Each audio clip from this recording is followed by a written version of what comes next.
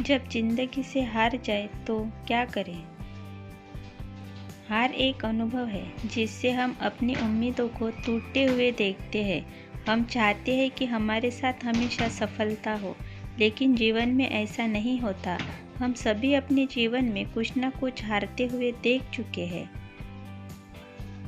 हमें यह समझना चाहिए कि हम हारने के बाद क्या कर सकते हैं। सबसे पहले हमें स्वीकार करना होगा कि हम हारे हुए हैं। अगले कदमों में हमें अपने सफलताओं के कारणों को समझने की कोशिश करनी चाहिए। जब हम हारते हैं तो हमें सीखने का अवसर मिलता है।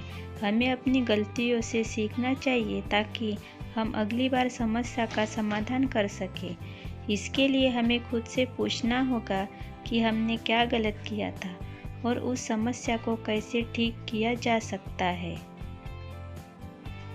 हम अपने आत्मविश्वास को खोते हैं, लेकिन हमें इसे फिर से बनाने की कोशिश करनी चाहिए। हमें अपनी गलतियों के लिए अपने आप को सजग रखना होगा ताकि हम अगली बार उन्हें दोहराने से बच सके। हमें अपने जीवन में नए लक्ष्य और उद्देश्य बनाने चाहिए जो हमें पुनः सक्षम बनाए रखे।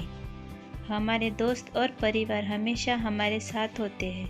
उनकी सहायता से हम अपने तनाव को कम कर सकते हैं और अपने जीवन में फिर से ऊर्जा प्राप्त कर सकते हैं। अपने परिवार और दोस्तों के साथ समय बिताना और उनसे संवाद करना हमारे लिए बहुत महत्वपूर्ण होता है। हमें हार के बाद फिर से शुरुआत करने की आवश्यकता होती है।